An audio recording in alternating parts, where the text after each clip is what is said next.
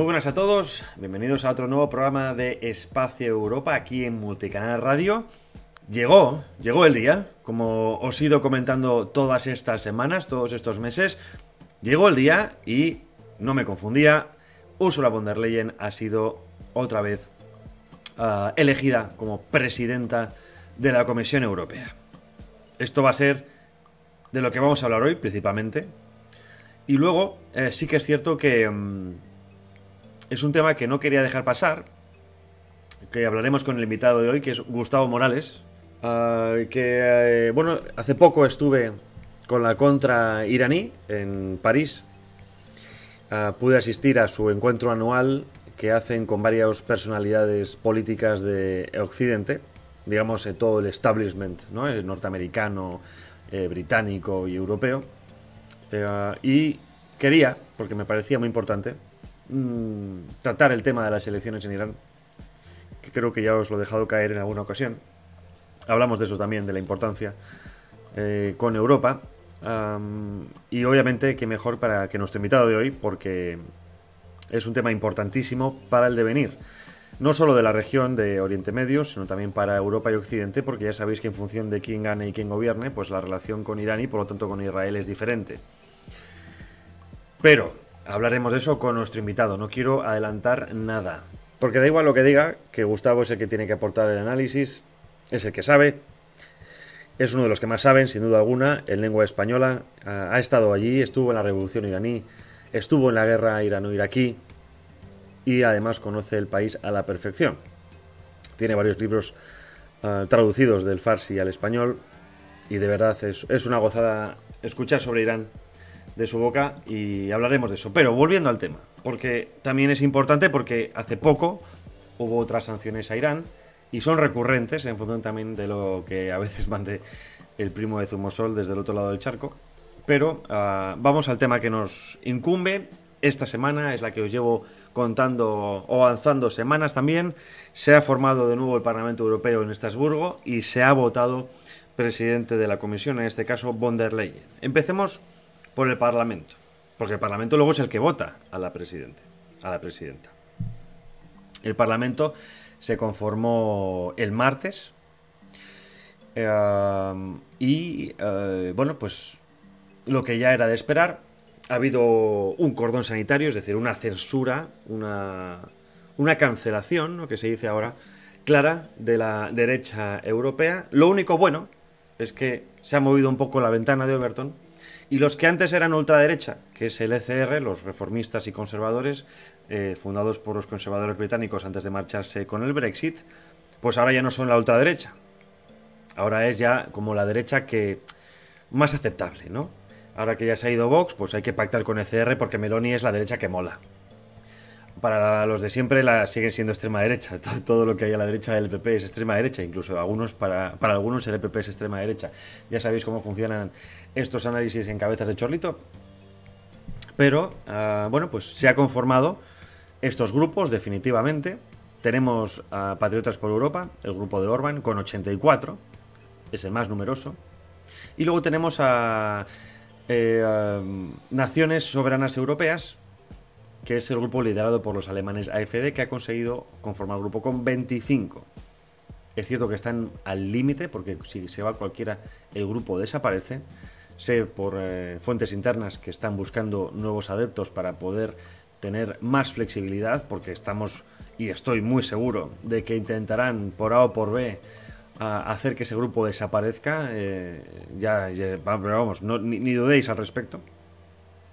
Y lo que hemos visto es que con esas vicepresidencias, hay 14 vicepresidencias en el Parlamento Europeo, ya se ha conformado ese cordón sanitario, han dejado fuera a Patriotas por Europa y a Naciones Soberanas Europeas. ECR, que antes tenía cordón sanitario, ya no lo tiene, o al menos no lo tiene tanto, y ha conseguido una vicepresidencia. Es un logro, es un logro. Bueno, con respecto a lo que era la Europa de antes, de hace 15 años, obviamente hay un giro. Hay un giro porque nunca antes la derecha ha sido tan fuerte. Es cierto que todavía los números no dan para dar ese vuelco, ¿no? Todavía no dan. Pero tiempo al tiempo. Tiempo al tiempo. Porque ¿Quién iba a decir que ahora mismo Patriotas por Europa, lo que era antes ID más otros aliados, iba a ser la tercera fuerza? Ha mandado a los liberales al quinto pino, nunca mejor dicho, que han quedado en quinta posición. Están Patriotas por Europa terceros, ECR cuartos y luego Renew. Después tenemos The Left, la izquierda, luego tenemos los verdes, The Left, y luego tenemos a los soberanistas europeos. Y bueno, pues también se votó a Roberta Metsola, volvió a salir Roberta Metsola como presidente del Parlamento Europeo, aunque al menos hasta 2027, luego estará forzada a que la mitad de la segunda mitad de la legislatura pase a manos del Partido Socialista, y esto estamos hablando de que cuanto más se acerca a 2030, más mano va a tener el PSOE, y cuando digo PSOE hablo de los socialistas europeos. Ojo a esto, esto habrá que estar muy atento a ver qué pasa. Y luego, importante también, porque Roberta Metsola también es del PP. Por lo tanto, el PP, que es el partido con mayor representación, son 188 diputados, tiene en este momento el control de dos de los organismos más importantes de la Unión Europea, que son la Comisión, en donde va a tener Manu Militari, porque además va a ser un programa continuista, ahora hablaremos de ello. Y luego tenemos el Parlamento. ¿Y por qué es importante el Parlamento y las vicepresidencias? Bueno, porque las vicepresidencias, igual que cualquier otro cargo en la Unión Europea, por mucho que algunos digan, no, no hay que estar ahí, pasamos y tal, el hecho es que si tú pasas, otro va a ocupar tu puesto. Y es importante porque tienes acceso a más información, por lo tanto te puedes anticipar a jugadas que puedan pasar, esto es importantísimo. Tienes el control de las comisiones, tienes el control de los tiempos y puedes bloquear a los que hablen, es decir, puedes controlar los debates. Por lo tanto, te puede permitir un poco controlar la narrativa de ciertas discusiones que a la larga pueden ser importantes para construir otra narrativa, otro discurso al dominante. Ya sabéis que esto es pasito a pasito. La derecha llega tarde, porque tradicionalmente ha pasado de Europa. Cuando Europa estaba ahí, lo han copado los izquierdistas, lo han copado los verdes, lo han copado, bueno, pues todo el mundo que ha querido estar ahí. España ya sabéis que podría jugar un papel mucho más importante, pero como tampoco queremos jugar, porque nuestro papel de los dominantes, de nuestra élite, el papel es hacer que España esté sometida y que no levante cabeza, pues no hay manera. Pero bueno, algunos celebran que no, es que España ahora tiene 2 vicepresidencias. Bueno, pero España desde luego ni pinta ni colorea, porque aunque los británicos hayan ido, siguen dominando el país. Y ni qué decir de los alemanes o los italianos, ¿no? En fin, los franceses. Es que es triste verlo, pero bueno, es así. Es así, ya habrá que habrá que rogar y con el mazo dar, ¿no? Como se dice en español. Pero bueno, después, este jueves, se votó a von der Leyen y salió reelegida con 40 diputados más que antes. Ojo a esto, 40 diputados más, a pesar de todo la polémica que ha habido en torno a su presidencia, cuando hablamos con el Green Deal y con todas estas cosas, pues ha salido con 401 diputados. Y el voto secreto, no sabemos muy bien, pero sé que por lo que hemos visto en redes sociales, algún diputado del ECR, del de Meloni, ha votado a von der Leyen. Y esto no indica que todos los demás hayan votado, porque son 401. 401 serían liberales, socialistas y populares todos juntos. Y si han sacado 401 y ya hay más de un diputado que por ahí que ha dicho que han votado, podemos entender que no todo el mundo, ni en el EPP, ni en los socialistas, ni en los liberales, ha votado a von der Leyen. Ha habido 15 abstenciones y 7 fallos. Ha habido otros tantos que no han votado. ¿Ok? Esto es importante. Porque, bueno, pues da pistoletazo a la segunda, y por primera vez en la historia de la Unión Europea, a la segunda comisión continua con el mismo presidente.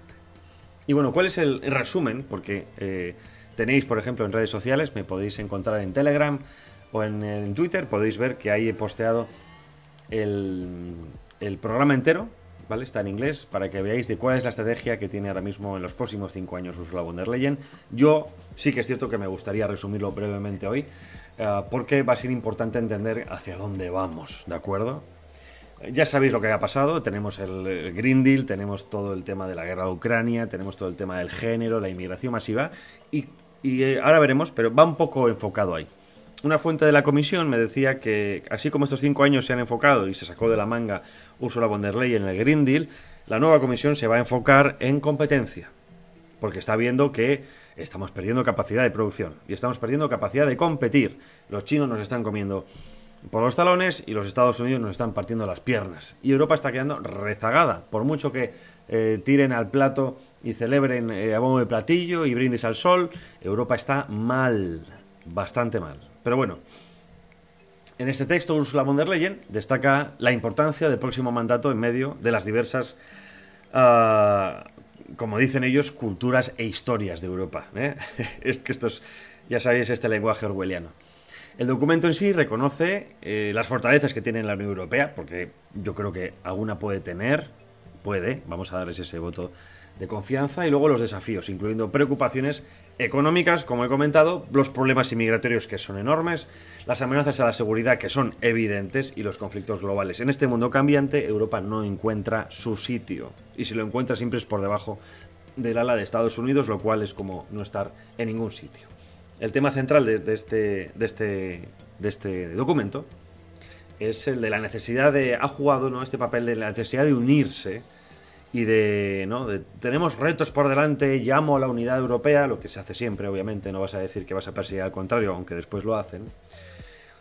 Y con eso ha arrancado muchísimos aplausos, pero es que en su discurso, que esto es lo orwelliano, en su discurso habla de unidad y dice que lo primero que va a hacer va a ser construir o digamos, dar paso a comisiones de control para luchar contra las fake news. Esto es lo mismo que Pedro Sánchez. Lo mismo que Pedro Sánchez, diciendo que hasta ahora nunca se habían visto tantos niveles de interferencia o de injerencia extranjera, obviamente Rusia y China, pero con la que luego tienes que pactar todo, ¿eh? Qué malo China, pero después me voy a darle la manita. Con lo que obviamente ya sabemos cómo va esto. Es cierto que habrá injerencias, las hay a todas horas, igual que las hace Europa, ¿eh? Pero lo que no puede ser es escudarse en las injerencias extranjeras para controlar a tu propio pueblo. Porque eso es primero de totalitarismo, primero de autoritarismo, primero de tiranía. Ya sabéis que hay que buscar las cabezas de turco para poder implantar esto. Pues esto es lo primero que ha hecho. No, vamos a perseguir los relatos, vamos a perseguir las fake news y para eso vamos a construir una red de fact-checkers europeos. Ojo al dato, ¿eh? Ya sabéis a dónde vamos.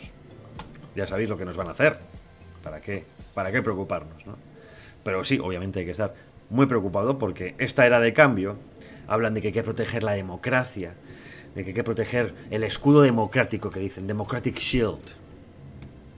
Y para eso tienen varias prioridades, aparte de estratégicas, que es buscar la igualdad social, justicia social. Esto decía Irache Díaz, la portavoz socialista, que dice, ¿Europa será la de la justicia social o no será? Y aquí nos encontramos con que, obviamente, hablan de integración y de democracia y de respeto a todas las voces, pero si son las suyas.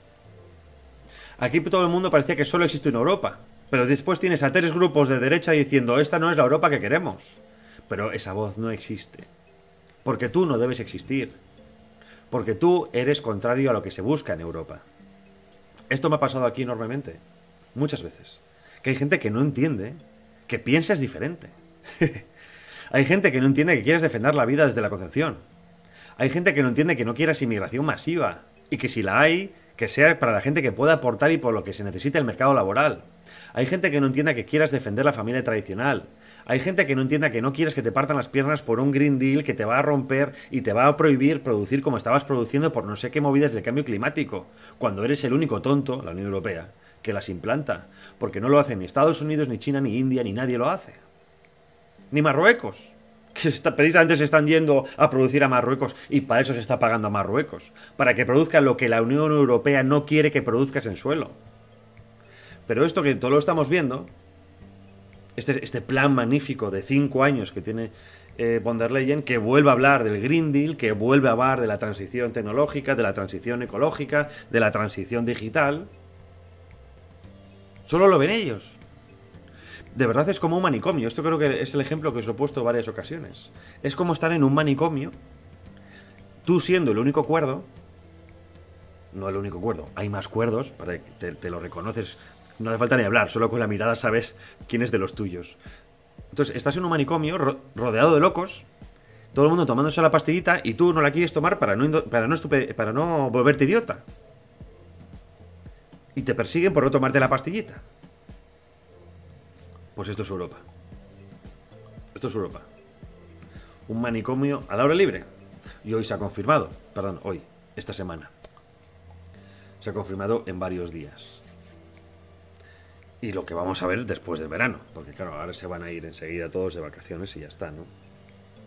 En fin. Lo único que saco de aquí en claro en positivo, bueno, pues que los análisis que os traigo son acertados, que la información que os doy es veraz, y eso me tranquiliza, porque veo que puedo ayudaros y que puedo aportaros lo que estáis buscando, que es información veraz y honesta. Quien diga que es subjetivo miente, pero la honestidad por delante. Y ojo que aquí no hay que casarse con nadie, ¿eh? Porque todos tienen sus problemas. Pero lo que no puede ser es que sigamos con este lenguaje psicodélico, de doble sentido orwelliano, en lo que todo significa lo contrario. Todo significa lo contrario. Y va a ser una legislatura muy complicada para la derecha. Porque durante la investidura y el de Metsola no tanto, pero el discurso de von der Leyen ha sido constantemente como... Porque los grupos amigos de Putin, Orbán, Putin, es lo que más se ha repetido con todos. Orbán, Putin, extrema derecha, Putin, Orbán, dictadura, extrema derecha, Putin. Y el mensaje está ahí. Nadie ha dicho, por supuesto, Londres, Washington. No, Putin. A uno China. Putin. Y ya sabemos cuál es la narrativa. Amigos de Putin, extrema derecha. Porque quieren blanquearse. Pero eso les sirve para que no se hable de otra cosa, que es lo que están haciendo, la gestión que están haciendo. Y mientras, a cobrar mucho dinero. Von der Leyen, 30.000 al mes. Cargos en la comisión, 8.000, 10.000 al mes. Vicepresidentes, 20.000.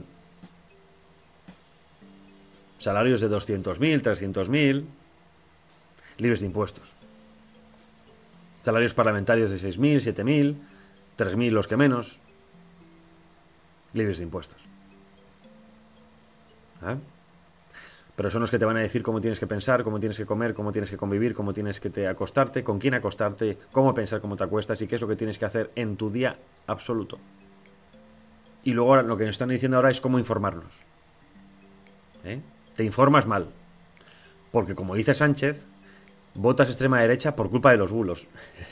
Cuando lo que no entienden es que si existe una extrema derecha de verdad o una radicalización de los votantes por el lado contrario del que gobierna, es precisamente por los bulos que no paran de soltar los medios afines al gobierno. Y no solo hablo de España, hablo en todos los lados. Cuando tú ves las puñaladas que hay en España, las puñaladas que hay en Bruselas, las puñaladas que hay en Alemania, las puñaladas que hay en Francia, y los medios te dicen, el problema es tuyo, no las puñaladas, o te las ocultan, eso da votos a la extrema derecha, que ellos tanto temen. Y que la extrema derecha de verdad en Europa apenas existe, ¿eh? Y si existe, existe en el este. En Occidente está desaparecida. Pero la temen, porque les sirve para decir que viene el lobo. En fin, vamos a publicidad y le damos paso a nuestro invitado. Repito, el tema importante, Irán. Porque creedme que después de verano van a volver con Irán. Sobre todo antes de que pueda llegar Trump a la presidencia. Vamos con ello. A nosotros no nos compra nadie, por eso te necesitamos.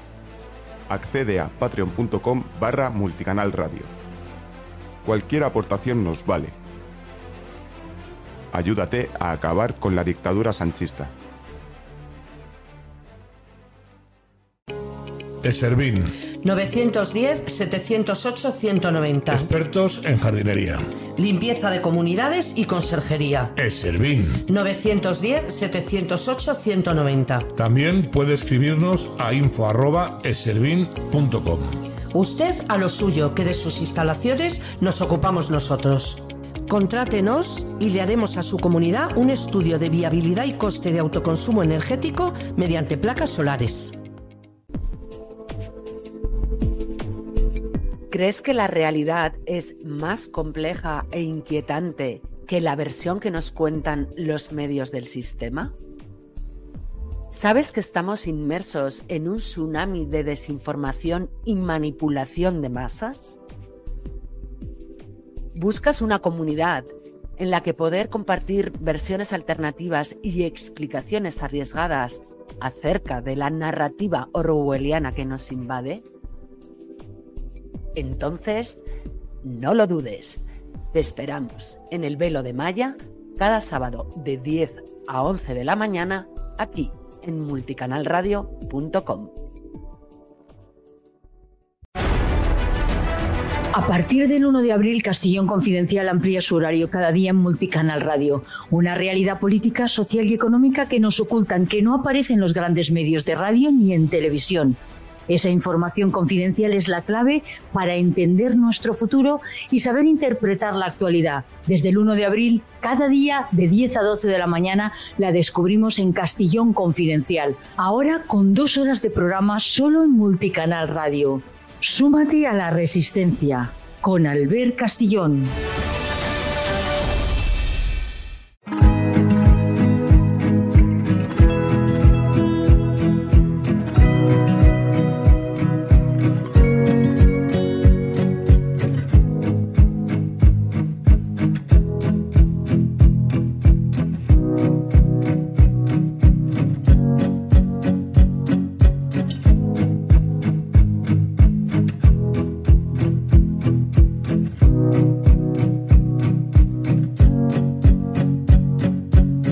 Buenas a todos de nuevo, estamos con nuestro invitado de hoy, Gustavo Morales, de sobra conocido por todos seguramente.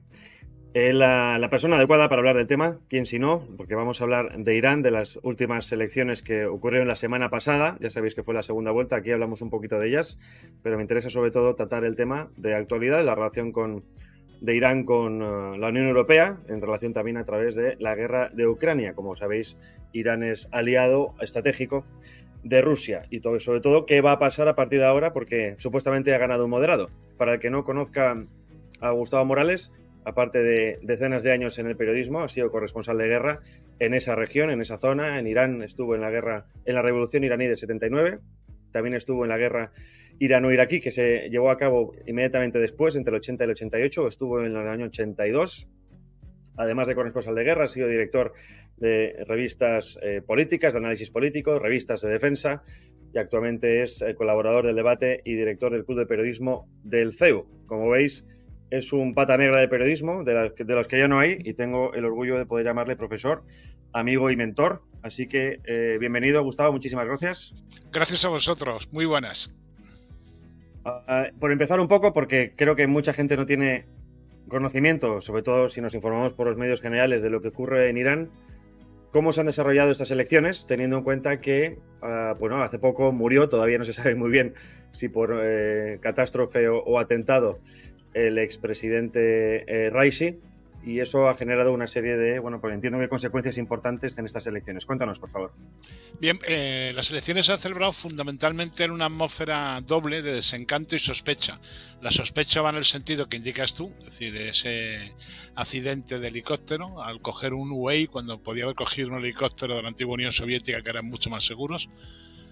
Y lo que yo llamaría fundamentalmente la atención es que las elecciones en Irán no se han suspendido nunca, no han sido interrumpidas nunca. Desde que comenzaron a celebrarse en 1979, ni siquiera los 8 años de guerra impuesta por Saddam Hussein, un conflicto en que murieron más de 1 millón de hombres, fueron suspendidas las elecciones, no así como ha ocurrido en Ucrania, por ejemplo, que el señor Zelensky sigue siendo presidente a pesar de que ha suspendido las elecciones y no se ha presentado lógicamente a ningún referendo popular. En Irán las elecciones se han mantenido siempre y siempre han tenido lugar. En el análisis habitual que hacen los medios hay un error fundamental, que es hablar de radicales y de moderados. No es tan así, la división no es tan clara. Quizá algunos sean radicales para el tema del comercio exterior y otros sean moderados para el tema de la aplicación de la Sharia. Pero vemos, por ejemplo, a un hombre que fue ministro de Orientación Islámica. El nombre lo dice todo, orientación islámica, es decir, que evidentemente no era un moderado, como era Hatami, y que sin embargo es considerado como un moderado por el mundo de analistas modernos, fundamentalmente por los analistas de las universidades norteamericanas. Khatami, por cierto, y Rouhani, que fue el hombre que logró hacer aquel pacto con Estados Unidos que al final se firmó en Viena y que consistía en que Irán deceleraba su programa nuclear, frenaba, a cambio de que Estados Unidos se abriera las manos con algunas de las limitaciones que tenía impuestas a la economía iraní. Curiosamente, uno de los negociadores de Viena, Jalili, ha sido uno de los candidatos que se han presentado a estas elecciones, y Jalili no sacó los votos suficientes en la primera vuelta, como tampoco lo sacó su rival, el doctor Pezeshkian, y hubo de acudir a una segunda vuelta, y acudió con todas las bendiciones del ala más rigorista del régimen, aunque con críticas fundamentales por parte de algunos especialistas en política exterior, como era el doctor Ali Akbar Velayati, que aunque ahora está en la oficina del líder, durante mucho tiempo fue ministro de Asuntos Exteriores y criticó muy enérgicamente a Jalili por haber sido excesivamente duro en las negociaciones de Viena, frustrando un acuerdo con Estados Unidos para el que Barack Obama, el presidente de Estados Unidos en aquel entonces, estaba muy bien dispuesto. Esa diferencia entre principalistas o rigoristas y moderados no es tal. Por ejemplo, el candidato que predije y ha sido al final electo, Pezeshkian, el doctor Pezeshkian, tiene fama de moderado, pero sin embargo es una de las personas que recita la oración del Imam Ali. Es decir, los escritos del Imam Ali, es una de las personas que mejor sabe recitarlos en público. Es decir, que está muy comprometido con la causa madre, el origen del chiismo. Mientras que Jalili ha desarrollado una actividad más alejada de este campo religioso y mucho más cercana a lo que son el Ministerio de Asuntos Exteriores de la República Islámica de Irán. ¿En ese aspecto se le puede considerar un tradicionalista? Jalili no sería un tradicionalista, sería un rigorista. Es decir, quiere la aplicación de la ley islámica con mucha más intensidad de lo que la quería quizá Pezeshkian. Pezeshkian no está en contra del hijab, pero sí está en contra del rigor con que se impone a las mujeres el hijab. La obligación de cubrirse islámicamente en Irán se hace con un chador, en otros países se hace con un burka o en otros con un pañuelo, depende. Pero esa obligación de cubrirse, que Jalili la contempla como algo absolutamente imperativo, Pezeshkian lo ve de una forma mucho más moderada, quizá también porque Pezeshkian tiene una madre kurda y que exactamente que era la chica esta que murió en las comisarías rigoristas de la policía del velo. También era kurdo y puede haber sentido una cierta proximidad a su madre, o puede incluso habérsela recordado. Pero Pezeshkian, que ha sido apoyado curiosamente por Rouhani y por Khatami, dos expresidentes de la República, no ha logrado así el apoyo de Ahmadinejad, uno de los antiguo alcalde de Teherán, antiguo estudiante de los que asaltó la embajada de Estados Unidos y tomó a los rehenes, y uno de los más radicales presidentes que ha tenido Irán, fundamentalmente porque desarrolló junto con el hijo de Khomeini una nueva alianza, y es que en lugar de dirigirse hacia Asia Central o a otros aliados de Irán, de los que luego hablaremos si te parece, lo que hizo fue abrir una vía nueva con los bolivarianos, es decir, abrir una vía con la Cuba de Fidel Castro, que entonces todavía vivía, y abrir una vía con la Venezuela de Chávez, que también vivía para aquel entonces. Es decir, Irán se abrió una nueva frontera en América, es decir, en el bajo vientre de los Estados Unidos, en su propio patio trasero. Cuando ocurrió el accidente de Raisi, lo que más se hablaba era de cómo se le había cortado la cabeza al régimen. Se le hablaba de una herida mortal, porque, según parece, Khamenei había preparado a Raisi, o sonaba a Raisi como sucesor de Khamenei al frente como ayatolá del régimen. A muchos achacaban o se le criticaba o diciendo que era como el último mano dura de ese régimen antiguo, del régimen más viejo, de los originarios de la revolución, el carnicero de Teherán le apodaban, le acusaban de 30.000 asesinatos, digamos, o de sentencias de muerte. Y pues está la duda ahora, no sé si existe esa duda de verdad o no, o si esa sombra planea sobre el régimen, porque Khamenei es muy mayor, y no sabemos, explícanos por favor, si realmente hay un sucesor o se está preparando a alguien, qué nombres pueden sonar entre los candidatos, porque generalmente, no sabemos si tampoco así, llegar al poder es complicado y tienes que tener el beneplácito de la élite del país. Entonces es una preparación que lleva años, casi como si fuera un rey. Jamenei es un hombre octogenario que sabe que tiene más años por detrás que por delante. El líder de la revolución, primero fue Khomeini, luego Jamenei, debe ser elegido por el Majlis Obreogán, por el Consejo de Expertos. El Consejo de Expertos debe ver determinadas virtudes en él. La primera es que tenga el rango religioso de ayatollah. En el chiismo sí existen rangos religiosos, cosa que no ocurre en el sunnismo, que donde no hay una autoridad religiosa central. El rango de ayatollah se consigue escribiendo determinados libros de exégesis, normalmente del Corán o de la sura del profeta, comentándola. Y Khomeini, por ejemplo, tenía un comentario de la vida, cómo se aplicaba el chiismo en la vida cotidiana dentro del hogar. Jamenei en su momento fue criticado porque casi no alcanzaba el rango de ayatollah, pero al final se lo dieron. Y en el caso de Reisi pasaba exactamente lo mismo. Casi tenía el rango de ayatollah, pero todavía le faltaban algunos. Y es que un ayatollah no solo debe tener escritos esos libros que he mencionado, sino que debe tener seguidores de su prédica. Es decir, que debe tener gente que siga exactamente la línea en que él interpreta el Corán y la Sura, que son la fuente principal del pensamiento mahometano. La Sura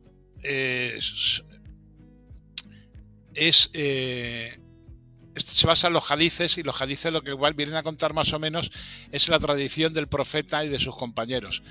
La tradición del profeta, que lógicamente es un planteamiento directo que interpreta un poco las a veces ocultas aleyas del libro sagrado de los musulmanes. Hay que recordar que los chiitas, que no son tampoco partidarios de la teología como los sunnitas, sin embargo sí tienen y creen en que hay una lectura oculta del Corán, y esa lectura oculta solo lo pueden hacer las personas que tienen, los jurisconsultos, las personas ulemas, las personas que tienen un profundo conocimiento del Islam. Para ellos son los 12 santos imanes, es que el primero de los cuales es Ali, y el último, que es aquel que vendrá al final de los tiempos, habló de Jesucristo para instaurar el gobierno islámico en el mundo.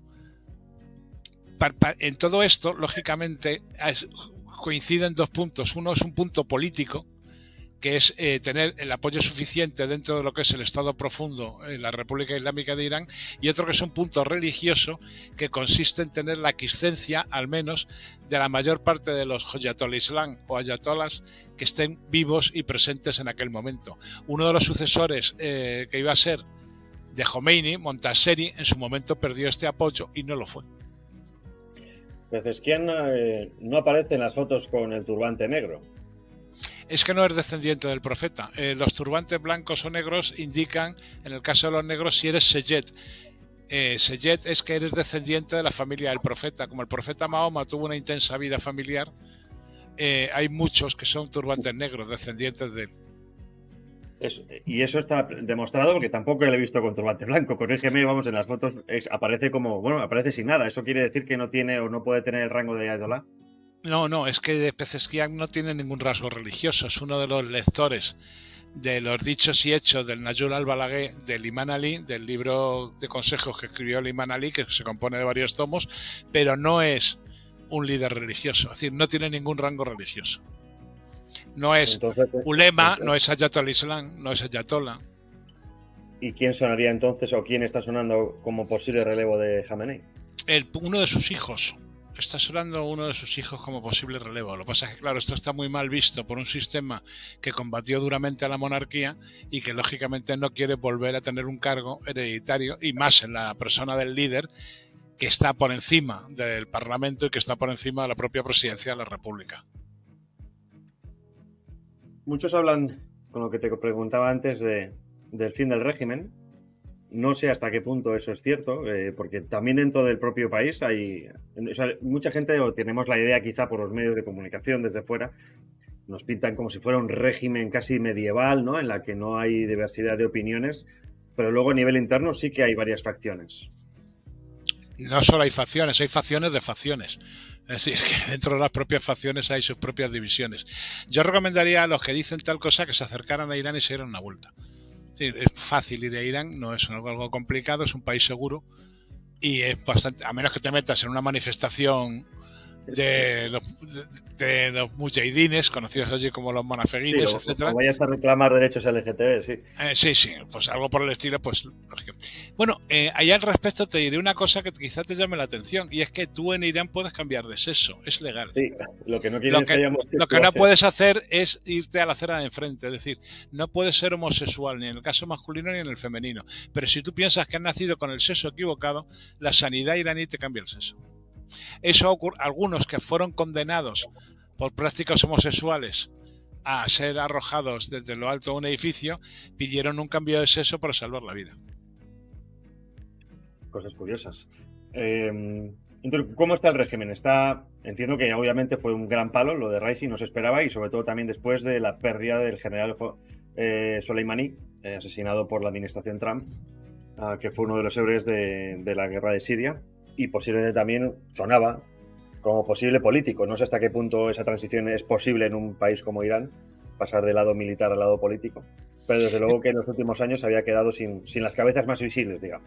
Es posible porque muchos de los candidatos a presidentes, como el caso del propio Pezeshkian o de Jalili, han sido militares. Jalili es cojo de una pierna, le falta la pierna derecha, que la perdió en combate durante la guerra de 1980-88. Pezeshkian también es veterano de dicha guerra, aunque gracias a Dios para él no ha perdido ninguno de sus miembros.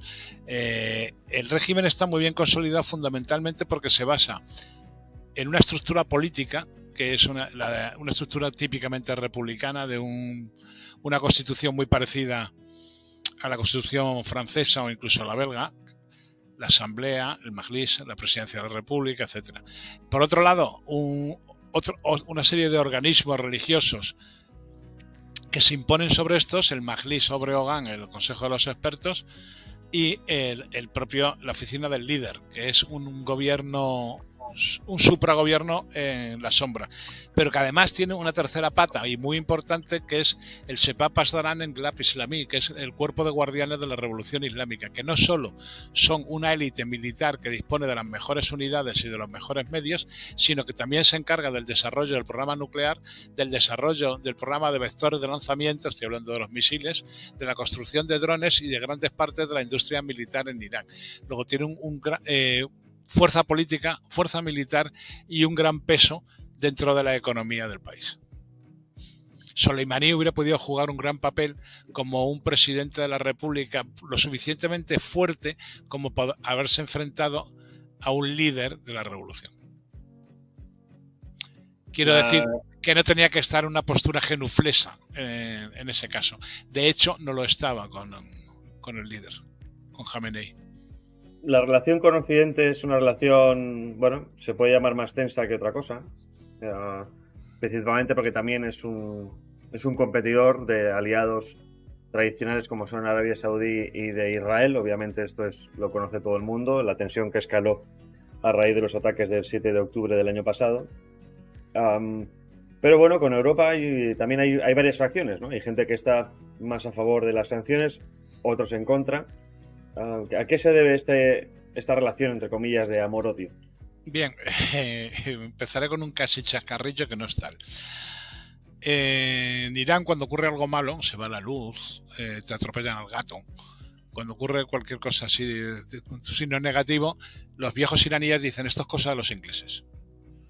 O sea, si llueve cuando no debe o graniza, dicen: esto es cosa de los ingleses. Y luego, por otro lado, queda dentro del pueblo iraní una simpatía muy fuerte hacia los alemanes. Esto ya lo tuvo el primer Pahlavi, el rey sargento, que había sido miembro de la brigada cosaca y que fue obligado a expulsar a todos los técnicos alemanes que pululaban por el país para poder empezar con la operación de ocupación que hicieron los ingleses y los norteamericanos para utilizar Irán como gran playa de desembarco de material militar que se le fue entregando durante muchos años a Stalin para que mantuviera abierto el frente oriental y así poder derrotar a Adolf Hitler. Entonces, Alemania es vista con simpatía. Alemania además ha sabido moverse durante estos años, acercándose y abriendo nuevos negocios y manteniendo abiertas las vías. Francia también tiene su público allí, porque gran parte de la corte del último Pahlavi, el Shah, hablaba en francés, porque despreciaban su propio idioma, despreciaban el farsi.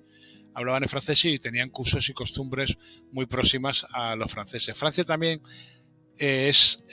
intentó el desarrollo nuclear iraní, y los primeros reactores nucleares de uso civil que llegaron tanto a Irak, Osiris-1, recuérdese, volado por la aviación israelí, como a Irán, fueron reactores de producción Gala. Italia, por su parte, tuvo mucha implicación en la formación de la Marina de Guerra iraní. Tan es así que durante la guerra Irán-Irak, para comunicarse los barcos entre sí y que no les entendieran los iraquíes, los oficiales hablaban en italiano, en vez de hablar en clave. Irán está muy abierto a Europa, y Europa sabe que en Irán hay un magnífico negocio. El problema que ha ocurrido es que después de las sanciones que Estados Unidos impone borreguilmente a todos sus aliados, Irán se ha abierto a una nueva alianza, una alianza sorprendente, que son los BRICS, que son el gran bloque que tiene la mayor parte de la población del mundo y a gran parte del Producto Interior Bruto del mundo. Irán no aporta mucho, más allá de 80 millones de habitantes a los BRICS, ni aporta demasiado al Producto Interior Bruto pero sí ha logrado dar una salida a su petróleo, que durante mucho tiempo estuvo sin poder sacarlo de allí, gracias a los negocios con China. Y gracias a que Irán está incluido dentro de lo que es uno de los grandes proyectos de Xi Jinping, el presidente chino, que es la Ruta de la Seda. Y la Ruta de la Seda, que acaba en el Golfo Pérsico, en Bandar Jomeini. Bandar quiere decir puerto en iraní. Esta venta de petróleo por un lado y la salida de excedentes de gas, Irán tiene una enorme producción de gas hacia eso, más luego las ventas que está realizando una industria militar, no de un nivel demasiado alto, pero sí lo suficiente como para ser capaces de fabricar drones eficaces, drones suicidas, claro, y intervenir con ellos en la guerra de Ucrania a favor de Putin, que es el nuevo aliado de los iraníes, que han cambiado los F-14 que les vendió en su momento Estados Unidos por los nuevos MiG y Sukhoi, que están empezando a llegar para alimentar a la Fuerza Aérea iraní. Irán no solo vende estos productos a Rusia, sino que además los suministra, por un lado, a los hutíes del movimiento islámico Ansarollah en Yemen, a los cuales estuvo durante muchos años ayudando para mantenerse contra la invasión que quería imponer Arabia Saudí. De una guerra, por cierto, que nunca se escuchó aquí. Parecía que no existía. Una guerra que no existía, pero que provocó millones de muertos y que provocó hambrunas entre los niños y enormes enfermedades que sí fueron sancionadas por las organizaciones internacionales, pero no así por los medios de comunicación. Hoy, hace muy poco, hace días, los hutíes han atacado, por ejemplo, con misiles de corto alcance navales, un petrolero israelí, y lo han hundido. Es decir, Irán, a partir de unos misiles que les suministró Corea del Norte, ha comenzado a desarrollar sus propios vectores de lanzamiento y está consiguiendo que los viejos Scud, aquellos que Saddam Hussein intentó arrojar sobre Israel, funcionen. Y está dentro de la tecnología media del mundo militar desarrollando esto con importancia. No solo eso, sino la fabricación de cohetes para suministrar al movimiento de resistencia islámica Hamas, que aunque sea sunita, las autoridades iraníes son muy inteligentes y no dejan de apoyar a un movimiento musulmán porque no pertenezca a la Shia. Para ellos tienen los brazos abiertos al respecto, porque no buscan el liderazgo de los chiíes del mundo, sino que buscan el liderazgo del Islam en el mundo. Hay que recordar que también que los chiíes no son solo los hutíes, no son solo los iraníes, no son solo muchos los hazaras de Afganistán o muchas de las repúblicas de Asia Central, sino que también lo son los libaneses del movimiento Hezbollah, lo son los obreros del petróleo de Arabia Saudí y de Emiratos Árabes Unidos. lo son los sirios, que son de una familia lejana, exactamente, cerca de la Shia, y con todos esos forman un grupo que va mucho más allá de la unión de los intereses políticos, porque son intereses religiosos, lo cual acerca más y une más incluso que tener un enemigo común, que también lo tienen. Por ir terminando, ¿qué es lo que puede pasar a partir de ahora? Porque es un conflicto de baja intensidad pero constante, lo que es la relación de Irán con sus vecinos. Hablamos de Arabia Saudí, hablamos de Israel, pero bueno, también depende de lo que ocurra en el posible cambio en la administración de Estados Unidos, ¿no? ¿Qué se puede esperar de Irán en un corto plazo? El 7 de octubre no fue elegido al azar, por cierto, es el aniversario de la batalla de Lepanto. El 7 de octubre fue elegido para impedir la firma en un hotel de Riad de los acuerdos de Abraham, por el cual algunos países árabes han firmado el reconocimiento de Israel. Sí. Ese día iba a tener lugar el reconocimiento de Israel por parte de Arabia Saudí. Arabia Saudí tomó nota de la elección y lógicamente se retiró de la mesa de negociaciones y todavía no ha vuelto a ella, aunque es difícil que con el tiempo no lo haga. La nueva inserción de Irán dentro de los BRICS soluciona los problemas de alianza anteriores que tenía, demasiado dependientes de Estados Unidos y de Occidente, y le da una nueva salida a través, por un lado, de Rusia y por otro, a través de China.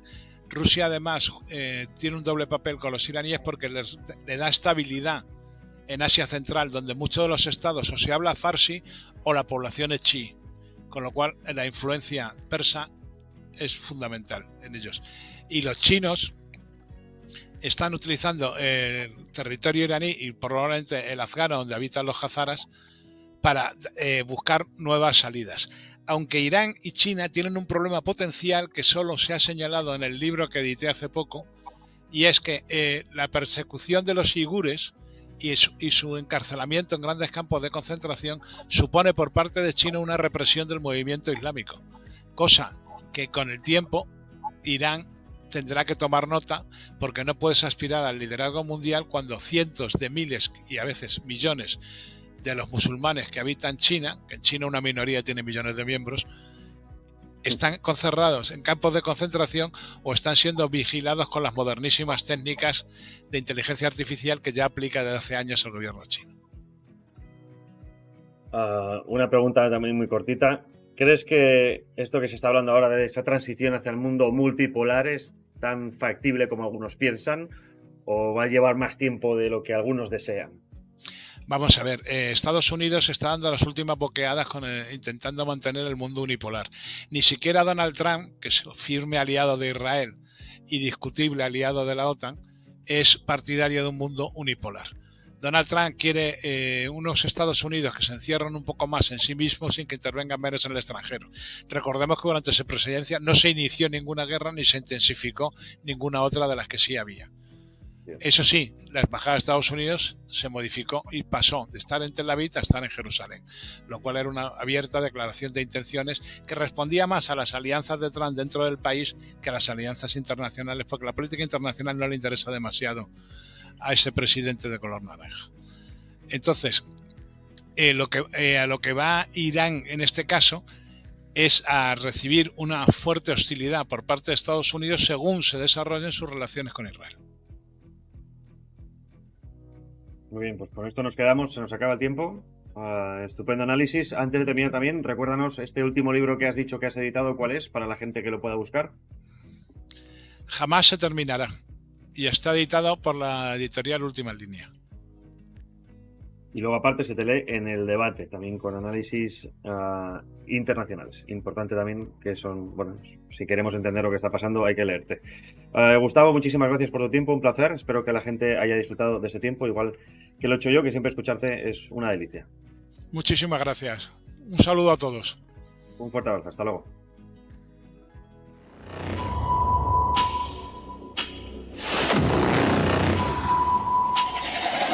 ¿Están listos para sumergirse en el fascinante mundo de la seguridad y defensa?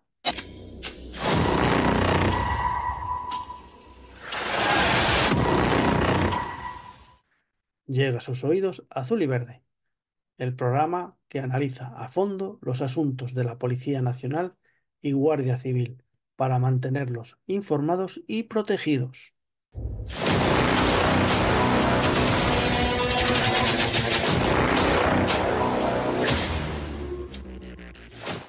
En Azul y Verde exploramos la complejidad de la seguridad en España, abordando temas candentes como la amenaza terrorista, delitos cibernéticos y el acoso, entre otros. ¿Quieren estar al tanto de las últimas novedades?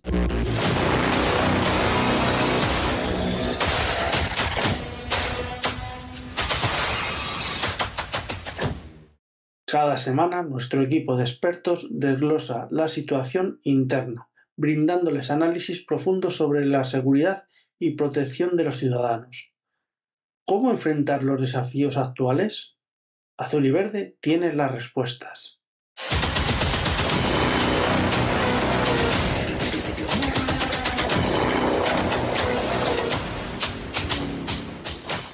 No se conformen con menos. Azul y Verde en exclusiva por Multicanal Radio. Porque la seguridad es nuestro compromiso.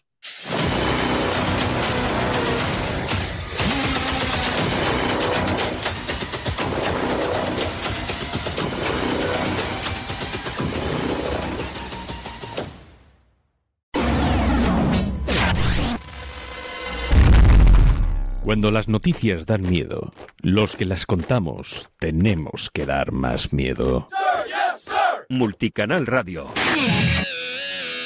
La verdad objetiva es la verdad objetiva, pague quien pague. Así que no te digan eso de si quieres periodismo independiente, apoya el periodismo independiente, porque claro, queremos seguir siendo independientes. No, mira, aquí vamos a seguir siendo independientes, nos apoyes o no nos apoyes, aunque preferimos que lo hagas. No te pierdas La Estoa, de lunes a viernes de 18 a 21 horas, donde tenemos política, economía, actualidad, invitados excepcionales, que gracias a la censura, pues los tenemos nosotros. Algo bueno tenía que tener esto. De lunes a viernes, de 18 a 21. En un momento clave de la historia de España, entre la primavera del año 2003 y el fatídico 11 de marzo de 2004, todo cambió. ¿Quién podría haber hecho más para evitarlo? Descubre los secretos ocultos de este giro histórico en Quinta Estación, Infierno. Una novela que te llevará al corazón de la intriga política y los misterios que marcaron una nación. Disponible ahora en Amazon, esta obra te invita a explorar los entresijos de un momento que cambió el destino de muchos. No te pierdas Quinta Estación, Infierno. Disponible en formato digital y físico. Encuéntralo en Amazon hoy mismo. Una historia que desafía la realidad y te mantendrá al borde de tu asiento. Adquiere tu copia ahora. Quinta Estación, Infierno. Disponible en Amazon. Si encuentras parecido con la realidad, déjate llevar por tu intuición. Quinta Estación, Infierno. Se acabó lo de siempre. Ha llegado el avispero. Olvídate de la rutina, de las mismas voces de siempre. El avispero es frescura, es diversidad y un torbellino de información general que te hará pensar, reír y emocionarte. Imagina un barco capitaneado por Pirata, donde las voces más relevantes de las redes sociales se unen para llevarte lo último en noticias, análisis, tertulia y opinión. Aquí no solo escucharás a expertos, sino a los verdaderos influencers que alzan la voz alto y claro. El Avispero, un programa exclusivo de Multicanal Radio. Escúchalo de lunes a viernes a las 9 de la noche en nuestra plataforma multicanalradio.com o disfruta de los podcasts en iVoox. Bueno, ahí teníais a Gustavo Morales. Perfecto análisis de la situación de Irán y de lo que puede pasar. Estemos atentos. Si todo va bien, tendremos un programa más antes de verano. Y no he querido analizar hoy con vosotros este sábado esto, de lo que ha ocurrido, de lo que hemos hablado en la primera parte del programa, porque todavía no han pasado días suficientes para ver ese coleteo, ¿no? A ver ese coleo de las consecuencias, de las qué opina cada uno, de lo que pasa después, de quién se apuñala o no quién se apuñala. Y eso hablaremos la semana que viene. Mientras tanto, disfrutad de lo que queda de fin de semana. Feliz semana. Nos vemos en el próximo Espacio Europa.